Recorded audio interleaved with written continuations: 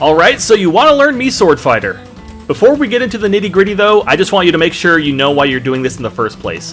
Mii Swordfighter is arguably one of the worst characters in the game, and he could actually possibly be the worst character in the game. It doesn't have very good combo potential, its hitboxes are pretty small, and its killing potential is basically non-existent. Honestly, I just find Mii Swordfighter really fun and goofy, so that just helps me get through all the frustrating parts. And trust me, there's a lot to be frustrated about with Mii Swordfighter. So let's get into actually making your Mii Swordfighter. You're more than welcome to disagree with me and choose whichever moveset you think works best for you, but I think this is the best toolkit you can have to win games. The best special move combination that I've been able to find is 1, 2, 3, and then either 1 or 2, but we'll get to that in a minute. So first of all, your neutral special should be Gale Strike. Blurring Blade is good for kills, but you need some kind of projectile if you want to survive. And Gale Strike does a good job for both giving you space and setting up possible kill confirms. After that, you'll want Gale Stab. It's mainly going to be used for recovery and getting out of tough situations. Plus, you can change your timing with it so it's not super predictable like Airborne Assault. And if you do it right, you can either get kills with it or put the opponent in disadvantaged state. The next one is kind of controversial, but I think that Hero Spin is the best up special just because if you don't have it, then you have 0 out of shield options. I'm not debating that it's the worst option for recovery specifically, but thanks to Gale Stab, you should have multiple ways of getting back onto stage. You need that out of shield option as a get off me move. Finally, there's your down special, and I think this is where you should have 2 different Mii Swordfighters. One should have Reversal Slash for zoners and projectile heavy characters, and then the other should have Blade Counter for basically everyone else. If you're just going to be using Mii Swordfighter for quick play or elite smash though, then I'd really say you're better off with Blade Counter, just because unlike Reversal Slash, you can use it on literally any character in the game. And of course, you can give it whatever name or outfit you'd like. I'd personally recommend getting one of the DLC outfits. They're 75 cents, and at least for me, I play better when I like the aesthetic of the character that I'm using. Next, let's move on to the combos, and like I mentioned earlier, Mii Swordfighter isn't a very combo heavy character. At 0, you've got down throw into forward smash, down throw into up air, you could do short hop forward air into up smash, down tilt into F smash. You know, these are the things you can do with most characters in the game.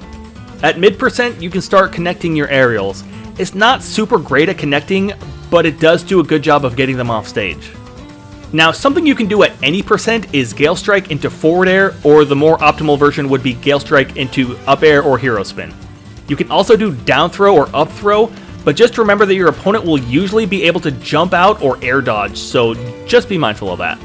Now, like I mentioned earlier, Mii Swordfighter has absolutely abysmal killing potential, so you're going to have to work if you want to take stocks.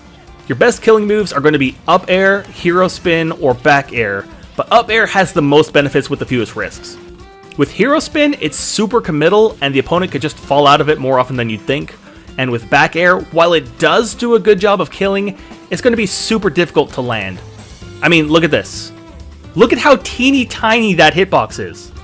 You go up against someone like Donkey Kong, and you're going to get destroyed if you try fishing for one of those.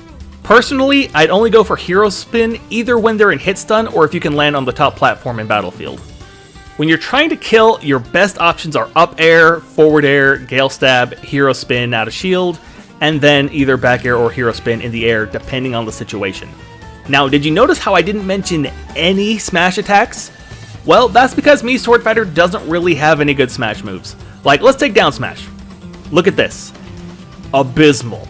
It sends them at a diagonal, so if they know how to DI, they're going to survive it almost every single time. Now up smash. I would expect this move to kill way more often than it does, but very rarely do I ever get any kills off of it. Now forward smash. It's got power to it, but you know what the problem is?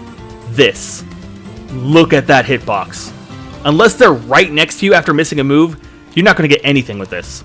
In fact, more often than not, you're going to get punished for even trying. So a question you may be asking is, well, Stone Scabbard does a pretty good job of killing, why aren't we using that? Well, for 2 reasons. One that I mentioned before is that Hero Spin really is the best out of shield option that Mii Swordfighter has, and 2 is that Stone Scabbard is too easy to fall out of. It's basically useless on Battlefield. If you try to use Stone Scabbard as a killing move, most of the time you're just going to end up on the platform above them. Now, a move that I really recommend is up tilt. It's fast, it has good range, and you can set up into possible kill confirms like this.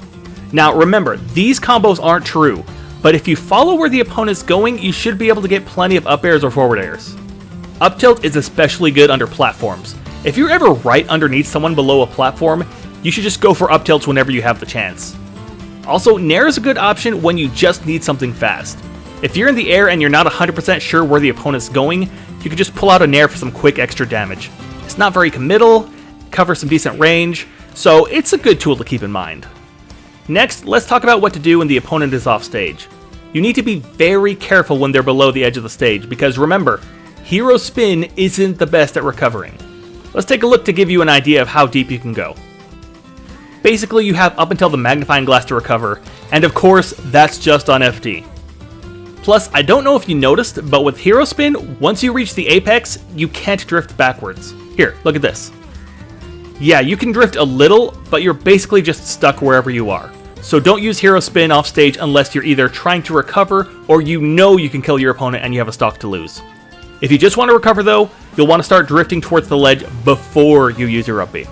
Now that that's out of the way, there is one offstage killing option you have, and that's down air. Obviously, you'll want to use this against characters who are more vulnerable, like Donkey Kong and Link, but if you catch your opponent off guard, it's another way to potentially kill them. Or, if you're lucky, you might just be able to use Hero Spin to stage spike them.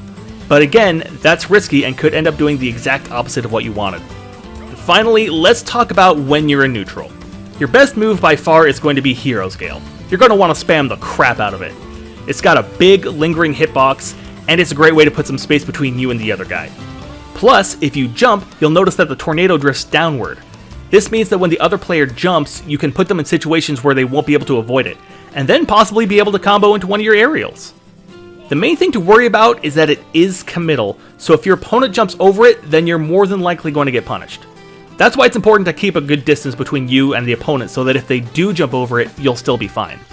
Also, when they grab the ledge, spamming Hero's Gale is a great way to pressure your opponent into making quick, stupid decisions. Or, alternative decision, if they keep hanging onto the ledge, Hero's Gale will pull them off and let you do a possible kill confirm. One last thing to keep in mind is that Hero's Gale will send them up at the exact same height, regardless of what percentage they're at. So once you master where they'll end up, you'll start getting more kills. And that about does it. Again, take it one step at a time, practice, use training mode to get a better feel of how the character moves and how to land those aerials. This is one of the hardest characters in the game to do well with, so try to remember that your goal shouldn't be to necessarily win. If you want to win, use Joker. Your goal should just be to have fun with your Build-A-Bear anime swordsman and to hit the like button. Okay, that's it. Bye everyone, have fun, don't forget to hit the like button.